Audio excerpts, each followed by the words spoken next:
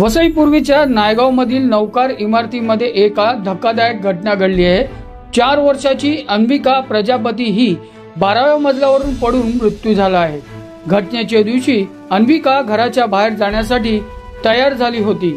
आईने तिला चपल्याच्या स्टँडवर बसवले असताना ती जवळच्या खिडकीजवळ गेली आणि चौकटीवर बसण्याचा प्रयत्न करताना तिचा तोल गेला आणि क्षणभरातच ती थेट खाली पडली।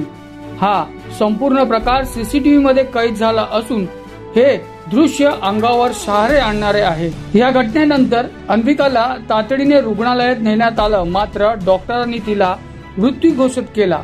पोलिसांनी या अपघाती मृत्यूची नोंद केली आहे। या संदर्भात पोलीस पुढचा तपास करत आहेत।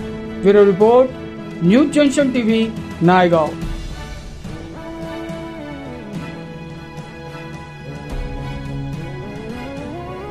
गावमध्ये जी 4 वर्षाची मुलगी इमारतीच्या 12व्या मजल्यावरून पडून मृत्यू झाला, त्याबद्दल काय सांगाल? अतिशय दुर्दैवी अशी घटना आहे। प्रथमतः आताच्या काळात तुम्ही बघितलं गेलं तशा या घटना वारंवार घडत आहेत। ही मागील काही दिवसापूर्वी 22व्या मजल्यावरनं विरार येथे ही अशी घटना घडली होती।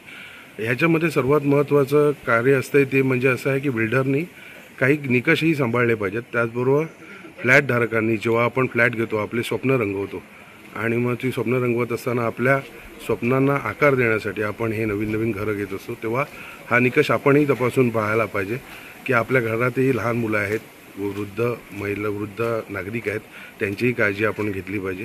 आजूबाजूला ग्रिल्स आहेत की नाही, स्टेअरकेस व्यवस्थित आहे की नाही, लिफ्ट व्यवस्थित आहे की नाही, रेफ्युजी जो असतो तो व्यवस्थित आहे की नाही, या सर्व निकष आपण बघून तपासले पाहिजेत व त्यानंतरच फ्लॅटधारकाने फ्लॅट घेतला पाहिजे, जेणेकरून आपल्या भविष्यात अशा घटना आपल्या बाबतीत व इतर कोणाच्याही बाबतीत घडणार नाही याची काळजी घेतली पाहिजे। जो निष्काळजीपणा होतोय नागरिकांचा पण आणि बिल्डर्सचा पण, त्याबद्दल काय सांगता? नाही, याच्यामध्ये मी असं म्हणत नाही की निष्काळजीपणा, की आता जी आपण असं घटना बघाल ती अगदी सामान्य नागरिक जो रोजच्या आपल्या व्यवहारात जे कार्य करत असतो तिच्या आईने तिला बसवलं आणि ती अचानक तिच्याकडनं तोल गेला, तिच्या ध्यानामनेही असं नसेल, परंतु विकासकांनी आणि त्या सोसायटीमधल्या मेंबर्सनी ह्याच्यापुढे या गोष्टीची काळजी घेतली पाहिजे की अशा घटना वारंवार घडल्या नाही पाहिजेत व ह्याच्यावरती यंत्रणेचंही काही प्रमाणात लक्ष पाहिजे आणि पुढच्या काळामध्ये ह्याच्या बाबतीत आम्हीही थोडीशी चौकशी करणार आहोत।